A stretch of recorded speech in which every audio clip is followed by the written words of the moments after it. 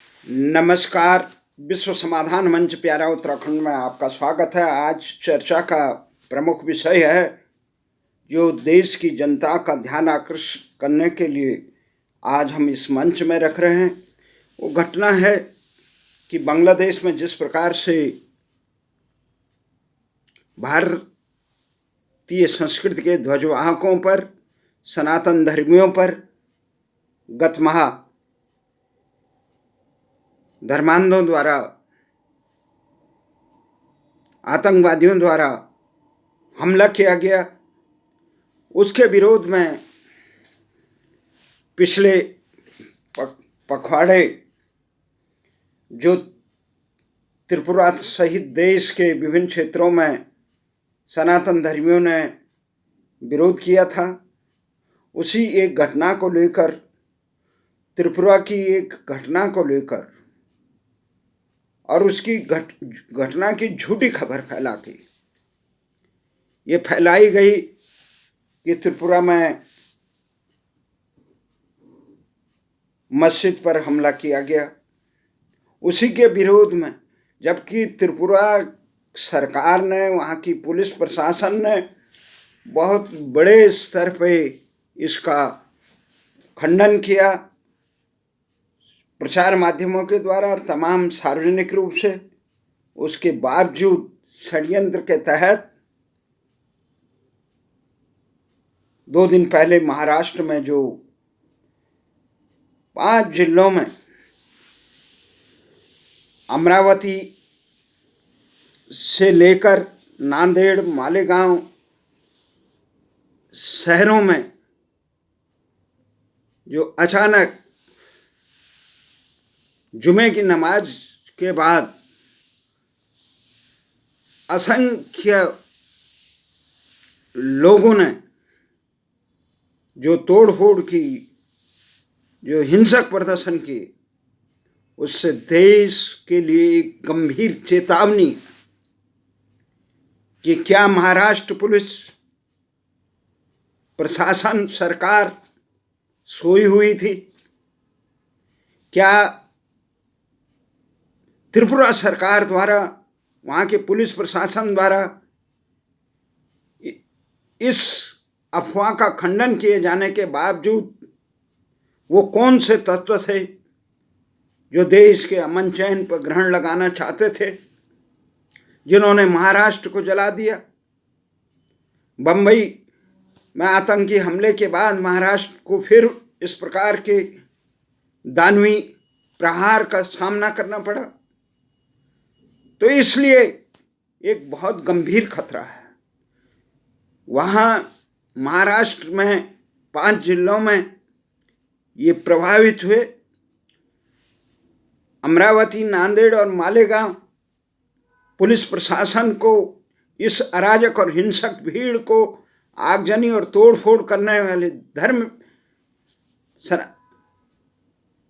हिंदू धर्म के स्थलों को निशाने बनाकर, दुकानों को, प्रतिष्ठानों को, घर को, वाहनों को निशाने बनाकर जिस प्रकार से तोड़फोड़, आगजनी और हिंसक प्रदर्शन किया गया, उसे रोकने के लिए पुलिस ने भले ही लाठीचार्ज और धारा 144 लगाई, निषेधाज्ञा लगाई, इंटरनेट पर पाबंदी लगाई।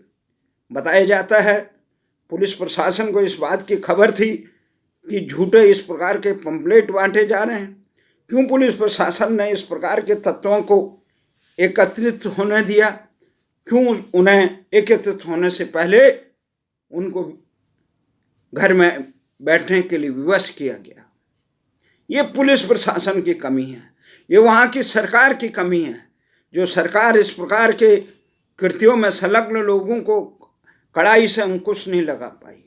ये देश के लिए बहुत बड़ा खतरा है। होना तो ये चाहिए था, भारत में प्रदर्शन इसलिए होने चाहिए थे कि बांग्लादेश में इस प्रकार के कृत्य किए गए, भारतीयों पे हमला किया गया, उनकी संपत्तियों को जलाया गया, भारत की संस्कृति को मानने वाले लोगों को। परंतु हो उल्टा रहा है। इसमें कहा गया है कि तुम तीर पे तीर चलाओ, कोई बात नहीं। काले बाबा कहते थे तुम तीर पे तीर चलाओ कोई बात नहीं, हम जख्म भी दिखाएं तो तुम रो पड़े। अगर किसी ने विरोध भी कर दिया था भारत में, त्रिपुरा और वहाँ उन अतिवादी लोगों का, उन धर्मांधों का, उन आतंकवादियों का, तो उन आतंकवादियों का विरोध करने के बजाय भारतीय लोगों पर निशाने बनाने वाले वो लोग कौन थे? वो बांग्लादेश के आतंकियों की तरह वो महाराष्ट्र में सर उठाने वाले आतंकी कौन थे? ये केवल ये बात से नहीं टाला जा सकता है कि वहाँ सरकार कांग्रेस, शिवसेना और राष्ट्रवादी कांग्रेस की सरकार है या किसी और की सरकार है। केंद्र में किसकी सरकार है, प्रदेश में किसकी सरकार है, इस बात से देश को कुछ लेना देना नहीं है। देश को लेना देना है कि राष्ट्र विरोधी तत्व देश में सर कैसे उठा रहे हैं। उनको सर उठाने से पहले कुचलने का दायित्व शासन प्रशासन ने क्यों नहीं निभाया, और इतने दिन बाद भी इस प्रकार के अराजक तत्वों पर कड़ाई से अंकुश क्यों नहीं लगाया गया? खाना पूर्ति के लिए इतनों पे मामला दर्ज कर दिया, ये इससे नहीं होगा। उनकी संपत्तियां जब्त होनी चाहिए, उनको कम से कम 10 साल का कठोर कारावास होना चाहिए, और उनकी नागरिकता खत्म होनी चाहिए, और उनके परिवारों को मिलने वाली सारी राष्ट्रीय सुविधाएं खत्म करनी चाहिए, और उनके परिवारों का भी मतदान का अधिकार निरस्त कर देना चाहिए। तो ये चीज़ें होनी चाहिए थी।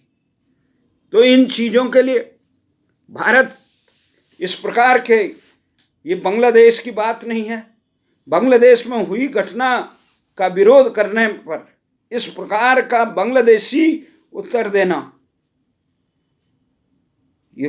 ये तालिबानी मानसिकता के, चाहे अफगानिस्तान में हो या पाकिस्तान में हो या सीरिया में हो या किसी अन्य क्षेत्र में, उससे पहले जिस प्रकार से एक सोची समझी रणनीति के तहत कांग्रेस के वरिष्ठ नेता सलमान खुर्शीद ने अयोध्या में राम जन्मभूमि पर लगे हुए बाबरी कलंक को मुक्त करने के बाद अपनी जो प्रतिक्रिया रूप में एक कलुषित मानसिकता की एक किताब निकाली, उसमें उन्होंने कहा कि ये भारतीय लोकशाही पर ग्रहण लग गया।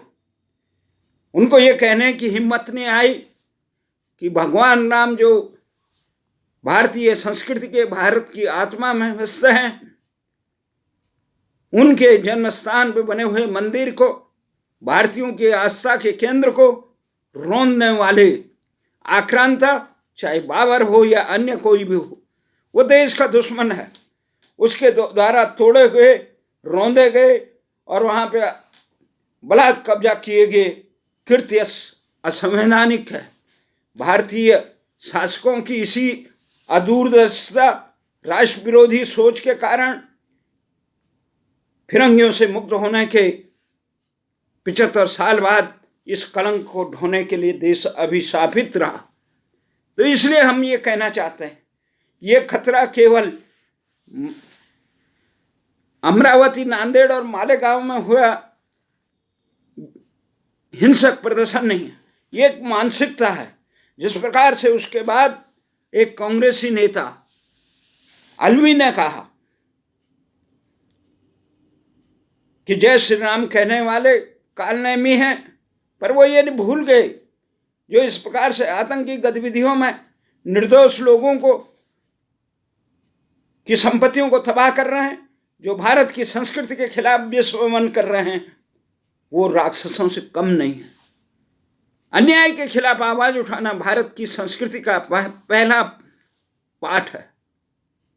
भगवान कृष्ण ने चाहे कुरुक्षेत्र में जो संदेश अपने विश्व को दिया हो, चाहे रामचंद्र जी ने लंका में आतंकी रावण का नाश करके ये संदेश दिया। एक संदेश ये है कि परित्राणाय साधूनां विनाशाय च दुष्कृतां धर्म संस्थापनार्थाय संभवामि युगे युगे। प्रत्येक भारतीय का ये कर्तव्य है अन्याय के खिलाफ आवाज उठाना और सत्य के साथ खड़े रहना। इसी से ही धर्म और राष्ट्र की और मानवता और नैतिक मूल्यों की और समाज की रक्षा की जाती है। जो समाज अन्याय के सामने मूक रहता है और न्याय के पक्ष में खड़ा नहीं रहता है, कमजोर और पीड़ित लोगों का साथ नहीं देता, वो समाज आगे नहीं बढ़ता, वो राष्ट्र आगे नहीं बढ़ता है, वो वहाँ पे विकास और अमन चैन पर ग्रहण लग जाता है। तो ये जो बातें हैं, ये बातें केवल कपोल कल्पनाओं पर आधारित नहीं है। ये भारत जिस प्रकार से कश्मीर से लेकर कन्याकुमारी तक इस प्रकार से चारों तरफ से अतिवादी सोच में भारत की जो सबसे लोकतंत्र के स्तंभ कहे जाते हैं, जिन्होंने भारत का भाग्य बनाना है, एक तरफ सत्ताधारी पार्टी है भारतीय जनता पार्टी, और जिसके इस समय ध्वजवाहक हैं नरेंद्र मोदी, अमित शाह और योगी, वहीं दूसरी तरफ भारत की लोकशाही के दूसरे स्तंभ विपक्षी दल मुख्य कांग्रेस, जो 4-5 दशक तक देश की भाग्य विधाता रही, शासक रही, जिसने देश के अंग्रेजों से मुक्त होने के बाद देश को एक दिशा देने का काम किया। उसके इस समय कर्णधार हैं राहुल गांधी। राहुल गांधी की सोच जो देश में दूषित शिक्षा पद्धति है या जिस प्रकार की राजनीति देश में चल रही है, उससे इतनी दूषित है। वो ये कह रहे हैं हिंदुत्व का मतलब है मुसलमानों और सरदारों को मानना। किस प्रकार की विकृति सोच की बात कर रहे हैं। तो इस प्रकार जब जिस पार्टी का नेता इस प्रकार दिशा भ्रमित हो, जब 2014 में मोदी का उदय हुआ तो उस समय कांग्रेस जब सत्ता से बाहर खदेड़ दी गई तो कांग्रेस की तत्कालीन अध्यक्षा सोनिया गांधी ने एक आयोग बनाया था। वो आयोग था एंथनी आयोग, जो रक्षा मंत्री भी रहे, उनके नेतृत्व में एक कमेटी बनी थी। उस कमेटी ने एक स्पष्ट खुलासा किया था, ये रिपोर्ट दी थी कि कांग्रेस पे अंध तुष्टीकरण का आरोप है, कांग्रेस पे भारतीय समाज के खिलाफ काम करने का आरोप है और अंध तुष्टीकरण के आरोप लगा है। इस आरोप से उबरना चाहिए और कांग्रेस को मुख्य धारा की राजनीति करनी चाहिए। परंतु दुर्भाग्य है कि कांग्रेस ने देश की संस्कृति और देश के इतिहास और शिक्षा पद्धति को इतना दूषित कर दिया है कि देश के लोगों को यही नहीं पता चलता है। छद्म धर्मनिरपेक्षता के मान में जो भारतीय संस्कृति अनादिकाल से शरणागत लोगों को शरण देती थी, चाहे वो ईरान से आए हो, पारसी समुदाय के लोग हों, चाहे कोई भी अल्पसंख्यक समुदाय के लोग हों, शोषित हो, पीड़ित हो, यहूदी हो, जिन्हें संसार में रौंदा गया, उनको भारत ने शरण दी। जिस समय देश का विभाजन धर्म के आधार पर हुआ, उस समय भी भारतीयों ने एक सोच थी कि जो भारत को आत्मसात करना चाहता है, भारत की संस्कृति को, वो भारत में रहे, पाकिस्तान में न। इसके बावजूद भारत पे इस प्रकार का आरोप लगाया जाए कि वहाँ के बहुसंख्यक समाज अन्य लोगों की उपेक्षा करता है, तो ये एक दुर्भाग्यपूर्ण बात है। इस प्रकार के आरोप लगाने वाले भारत की संस्कृति को कलंकित करने का काम करते हैं, विश्व में भारत की लोकशाही को बदनाम करने का काम करते हैं। लोकशाही का जो छद्म नमूना इस देश में चल रहा है, यह संसार में चल रहा है। उस नमूने में भी भारत यहाँ एक ऐसा देश है जहाँ संसार में अल्पसंख्यक समाज को बहुसंख्यक को विशेषाधिकार है और बहुसंख्यक समाज को अपनी संस्कृति की शिक्षा दीक्षा इत्यादि देने का अधिकार। और बहुसंख्यक समाज के धर्मस्थलों पर सरकार कभी भी वो कर सकती है, अपने अधीन कर सकती, पर अल्पसंख्यकों का नहीं। वहीं अल्पसंख्यकों के लिए देश के सर्वोच्च पदों पर आसीन होने का अवसर है, ये संसार के अन्य देशों में नहीं दिखाई देता है। इसलिए हमारा ये मानना साफ है, भारत के हुक्मरानों को देश की शिक्षा, जो इस समय वातावरण दूषित हुआ है, जिस समय से अंग्रेज के भारत को छोड़कर उन्होंने देश को गुलाम बनाने के लिए, भारतीय मनीषा को गुलाम बनाने के लिए, सदियों तक गुलाम बनाने के लिए, यहाँ की शिक्षा पद्धति में, यहाँ की कार्य प्रणाली में, शासन और न्याय प्रणाली में पूरी व्यवस्था को अंग्रेजियत के पश्चिमी देशों के ढर्रे का गुलाम बना दिया, ताकि यहाँ का पढ़ा लिखा व्यक्ति केवल पश्चिमी मानसिकता से सोचे, उसी के बनाए हुए इतिहास को पढ़े, उसी के बनाए हुए शिक्षा पद्धति को श्रेष्ठ समझे, उसी को बनाए हुए चिकित्सा से लेकर अन्य पद्धति को कम समझे। ये कोरोना काल ने एक प्रकार से बेनकाब कर दिया। भारतीय चिकित्सा पद्धति के से ही भारत का कल्याण हो सकता है, क्योंकि पश्चिमी शिक्षा पद्धति से MBBS पढ़े हुए लोग देश के दूरस्थ सीमांत क्षेत्रों में नहीं जाते हैं, दुर्गम स्थलों में जाने के लिए तैयार नहीं है। देश के अधिकांश जिलों के चिकित्सालय चिकित्सकों के से वंचित हैं। वहाँ इसके अभाव में सरकार को भारतीय चिकित्सा पद्धति, आयुर्वेद से लेकर प्राकृतिक चिकित्सा से लेकर इस प्रकार का चिकित्सा प्रणाली को आगे बढ़ाना चाहिए, जो देश के में सबको स्वास्थ्य देने का काम कर सके। देश की न्याय प्रणाली एक प्रकार से अंग्रेजी भाषा के गुलाम बनी है। सर्वोच्च न्यायालय में शिक्षा भारतीय भाषाओं में न्याय नहीं मिलता। सर्वोच्च न्यायालय आज भी अंग्रेजी का गुलाम बना है, वहाँ की कामकाज की भाषा अंग्रेजी है। तो जिस देश में न न्याय भारतीय भाषाओं में मिल सकता है, रोजगार की भाषा अंग्रेजी बनी हुई है। चाहे यहाँ पे एक कुत्ते दल के एक सदस्य की भर्ती होनी हो, डॉग स्क्वाड से लेकर यहाँ पे भारतीय प्रशासनिक सेवा के अधिकारी, सब में अंग्रेजी का जानना जरूरी है। भारतीय भाषाओं का जानना जरूरी नहीं है, अंग्रेजी का जानना जरूरी है। और अंग्रेजी में सोचेंगे, विचारेंगे, करेंगे तो भारतीय समाज से बिल्कुल कटा रहेंगे। इसी कारण इस देश के हुक्मरानों के शासन व्यवस्था, जो परमानेंट गवर्नमेंट जिसे कहते हैं नौकरशाही, वो नौकरशाही का दिमाग केवल अंग्रेजियत के लिए चलता है। उनके सोच में, आदर्श और शिक्षालयों में जिस प्रकार से दूषित इतिहास पढ़ाया जाता है, भारतीय संस्कृति को और भारतीय देश के लिए अपने मर मिटने वाले लोगों को नज़रअंदाज करके, अपमानित करके, जैसे पश्चिमी मूल्यों को यहाँ, जो पश्चिमी मूल्य जो मानवीय संस्कारों से विहीन थे, उन मूल्यों को यहाँ ढोना पड़ता है। तो उसी के कारण आज पश्चिमी शिक्षा से शिक्षित और दीक्षित अधिकांश भारतीय जो इस शिक्षा प्रणाली की एक क्रीम है, जो एक तत्व अमृत मंथन से निकला हुआ जो क्रीम है, जो IAS, PCS, डॉक्टर, इंजीनियर और NGO से लेकर शासन, प्रशासन, न्यायाधीश, इतकर ये जो पूरा भ्रष्टाचार से लिप्त तंत्र है, ये केवल पश्चिमी शिक्षा से है। इसलिए भारत की शिक्षा प्रणाली को जब से भारतीय भाषाओं और भारतीय मूल्यों को लेकर नहीं किया जाएगा, तब तक देश की रक्षा नहीं की जा सकती है। देश में इसी प्रकार के भारत विरोधी तत्व देश के विश्वविद्यालयों में सर उठाकर भारत की एकता और अखंडता को छलनी करने का काम करेंगे, भारत की संस्कृति को कलुषित करने का काम करेंगे। तो इसलिए देश की सरकारों को चाहिए कि भारतीय भाषाओं में शिक्षा, रोजगार, न्याय और शासन प्रचालित किया जाए और अंग्रेजी का कलंक इस देश में लगा जाए।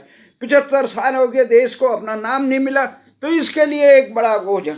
और हम दुहाई दे रहे हैं, अभी इसी हफ्ते ये एक कर्णा राणा को, एक फिल्म अभिनेत्री थी, उसको पद्मश्री मिला। हम पद्मश्री की बात नहीं करते हैं, भारतीय इतिहास में काम करने वालों को, राष्ट्र निर्माण करने वालों को, भारतीय संस्कृति को आगे बढ़ाने वाले लोगों को और इन हुक्मरानों को चेहरा बेनकाब करने वालों को कभी सम्मान नहीं मिलता है, उपेक्षा मिलती है। ये सम्मान व्यवस्था हो या अन्य सामाजिक संगठन, वो अपने समर्थकों को देते हैं, अपने हितों के पोषकों को देते हैं।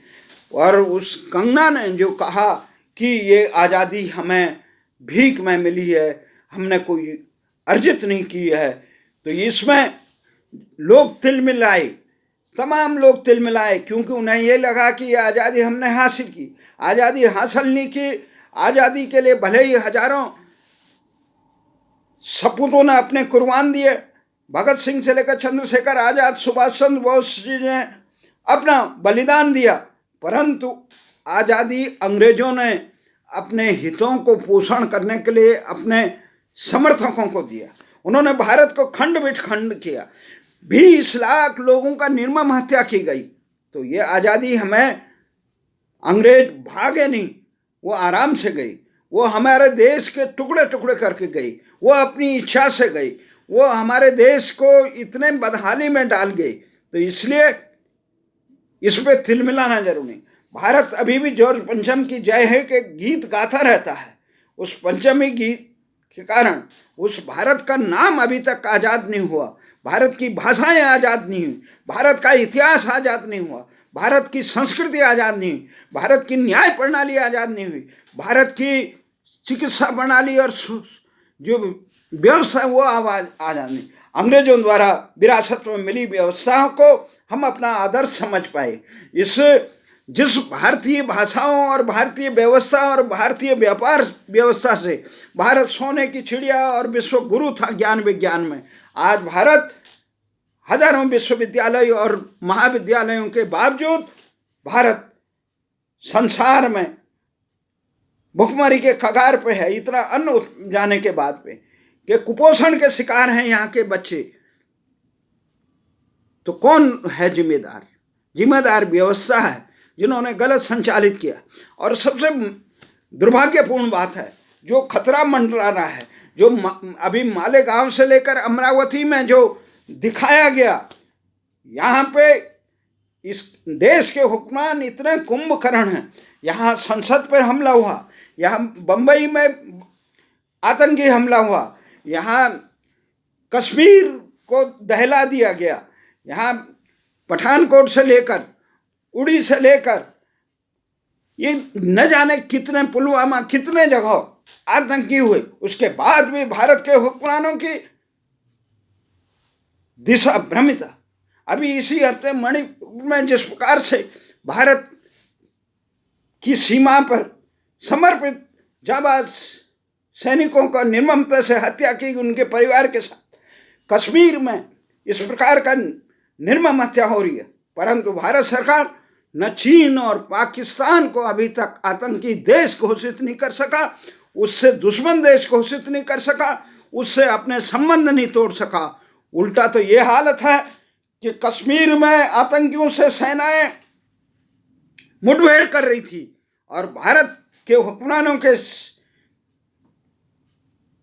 की नाक के नीचे भारत की टीम पाकिस्तान आतंकी देश से खेली। हमारे देश को ये होना चाहिए था, उस आतंकी देश को विश्व क्रिकेट से बाहर करने का काम करना चाहिए। जिस प्रकार से न्यूजीलैंड से लेकर अन्य देशों ने, इंग्लैंड ने पाकिस्तान में जाने से मना कर दिया, तो उस समय भारत का मौका का फायदा उठाता और पाकिस्तान को ये कहता कि पाकिस्तान को विश्व क्रिकेट कप से बाहर होना चाहिए। जिस प्रकार से उसने अफगानिस्तान में आतंक को साथ दिया, जिस प्रकार से उसने भारत को आतंक से छलनी कर दिया, इसलिए भारत उसे आतंकी देश मानता है और आतंकी देश के साथ खेलना हमें किसी प्रकार से स्वीकार नहीं है। अगर भारत ये कहता तो भारत की शान बस्ती, न्याय बस्ती विश्व में भारत पाकिस्तान को अलग थलग करने के लिए एक मुहिम चलाता और विश्व क्रिकेट में भारत का बहुत बड़ा दबदबा है। अगर भारत कहता तो मुझे विश्वास है कि नाटो के अन्य देश जो क्रिकेट वही खेलते हैं जो अधिकांश अंग्रेजों के गुलाम देश रहे, वो देश कहीं ना कहीं मजबूर होकर भारत का साथ देते। तो भारत का साथ नहीं देते। इतना बड़ा बाजार है भारत का, विश्व क्रिकेट समिति पे बड़ा दबदबा है, तो वो दबदबे का सदुपयोग भारत ने राष्ट्र निर्माण के लिए और भारत की इस टीम को पाकिस्तान के साथ खिलाकर शहीदों की शहादत का अपमान किया, राष्ट्र के सम्मान का अपमान किया, राष्ट्र की अखंडता का अपमान किया और 2% के लिए केवल चंद व्यक्तियों के लिए, जो लोग क्रिकेट कंट्रोल बोर्ड में बैठे हैं वो देश के सम्मान को रोकने का हकदार नहीं है। जो लोग कहते हैं ये अंतर्राष्ट्रीय संस्था है, उन्हें सबक लेना चाहिए। रूस और अमेरिका और चीन से उन्होंने ओलंपिक का भी बहिष्कार किया अपने देश के सम्मान और हितों की रक्षा के लिए। उन्होंने ओलंपिकों का भी समय समय पर बहिष्कार किया। इसलिए ये नादानी देश के अन्य लोगों को गुमराह करने की कोशिश न करें। भारत के हुक्मरान दिशाहीनता के कारण ये पाकिस्तान को आतंकी देश घोषित करने के लिए सबसे बड़ा मंच था, उसका भारत के सरकार ने दुरुपयोग किया। इस समय चीन ताइवान से लेकर भारत से लेकर अन्य पड़ोसी देशों पर कब्जा करने के लिए तैयार बैठा हुआ है। तो भारत को ये चाहिए किस प्रकार से चीन ने जिस प्रकार से भारत की हजारों वर्ग किलोमीटर जमीन कब्जा कर रखी है, उसको मांगने के लिए काम नहीं है। भारत सरकार को चाहिए था कि पाकिस्तान और चीन ने जो जमीनें कब्जाई तो उनसे तब तक संबंध न रखे जाते जब तक वो भारत की जमीन को वापस नहीं कर लेते, जब तक वो भारत के खिलाफ आतंकी गतिविधियों को बंद नहीं कर देते। जो मणिपुर से लेकर ये पूर्वोत्तर के क्षेत्र में अब तो पाकिस्तान के साथ मिलकर वो कश्मीर से लेकर सारे क्षेत्रों में भारत के खिलाफ आतंकी गतिविधियों को भी बढ़ावा दे रहा। वो पाक अधिकृत कश्मीर पर वहाँ पे आतंकियों के अड्डों को संरक्षण दे रहा है, न केवल अपनी फौज भी भेज रहा है। तो भारत जिस प्रकार से अमेरिका के नासा ने इस प्रकार से पेंटागन ने एक तस्वीर जारी की कि अरुणाचल से लेकर लद्दाख तक किस प्रकार से चीन ने भारतीय सीमा से लगे हुए क्षेत्रों जिसे भारत अपनी जमीन मानता है, जिसे चीन को ने कब्जा कर रखा, वहाँ पे चीन ने बस्तियाँ बसा दी। उन्होंने बहुत अच्छी रोड से लेकर तमाम यातायात के और संचार संसाधन इकट्ठा कर। चीन अमेरिका को टक्कर देने के लिए अपना सैनिक मजबूती कर रहा है। वो अंतर महाद्वीपीय से लेकर अंतर ब्रह्मांडीय प्रक्षेपास्त्रों का निर्माण कर रहा है। और भारत किस प्रकार की चीजें चल रही है, वो चीन और पाकिस्तान से क्रिकेट खेलने में मस्त है। हम कहाँ जाएंगे?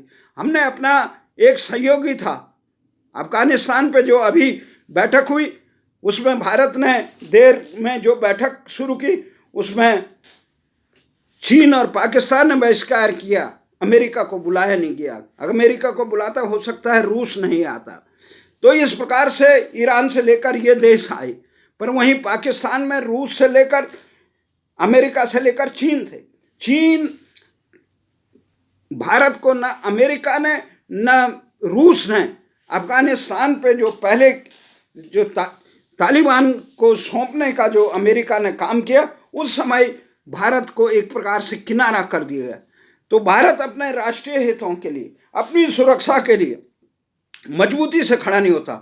जिस प्रकार से ईरान के साथ भारत को संबंध तोड़ने के लिए, भारत को व्यापार कम करने के लिए अमेरिका ने दबाव डाला, तो उस समय भारत के हुक्मरान अमेरिका पर यह दबाव नहीं डाल पाए कि जो तेल जिस कीमत पर हमें ईरान देता है उस कीमत में हमें मुहैया कराया जाए, और आप भी पाकिस्तान के साथ कोई संबंध न रखे, कोई व्यापार न करे, कोई उसे आर्थिक सहायता न दे।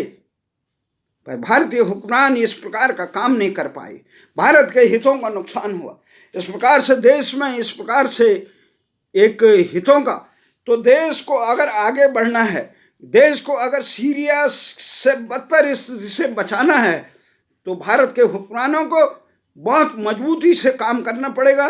इसके लिए आतंकियों और भारत विरोधी तत्वों, आस्तीन के सांपों के संरक्षण बने तमाम राजनीतिक दलों पर अंकुश लगाना होगा, उनको बेनकाब करना होगा, और खुद सरकार को अपनी ठोस नीतियां बनानी होगी।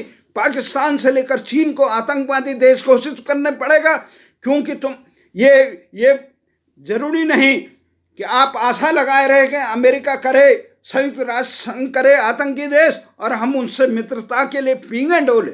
ये नहीं चलेगा।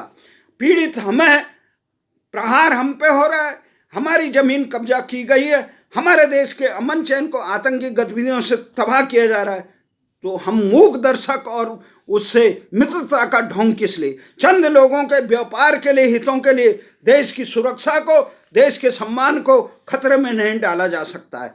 इसलिए भारत को तत्काल सारे संबंध तोड़ देना चाहिए, और चीन जैसे ही ताइवान पे हमला करे वैसे ही भारत को भी चीन से अपनी ज़मीन को, जो उसने ज़मीन कब्जा कर रखी है, उसे अर्जित करने के लिए अपना कदम उठाना चाहिए। इसलिए पाक अधिकृत कश्मीर जो भारत का हिस्सा है उसे अर्जित करना चाहिए, और पाकिस्तान को ऐसा सबक सिखाना चाहिए जो इंदिरा गांधी ने बांग्लादेशी सबक सिखाया। पाकिस्तान की इस प्रकार की हालत होनी चाहिए कि वो भविष्य में कभी सर उठाने का वो न करे।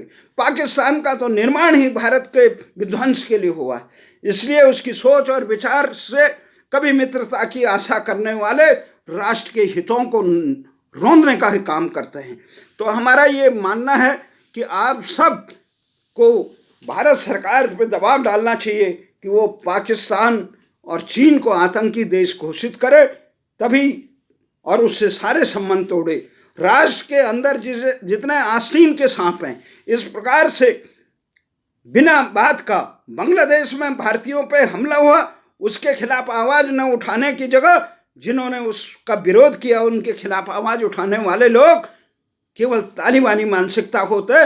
इनकी तो संपत्तियां जब्त करनी चाहिए, इनकी भारत की नागरिकता खत्म करके इन्हें देश निकालना करना चाहिए, कठोर कारावास करके। और जो इसको बचाने के लिए मानवाधिकार का काम आता है, उनकी भी संपत्तियां और उनकी भी नागरिकता खत्म होनी चाहिए। जय हिंद, जय भारत।